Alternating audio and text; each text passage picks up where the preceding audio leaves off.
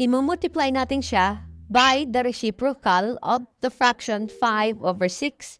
Paano ba natin gagawin yun? Simple lang.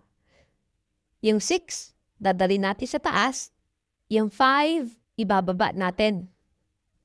So, i-multiply natin siya ng 6/5. Tapos, 1 multiplied by 6, which is 6 over, and then yung 2 multiplied by 5, which is 10. Okay? So, yung sagot ay 6/10.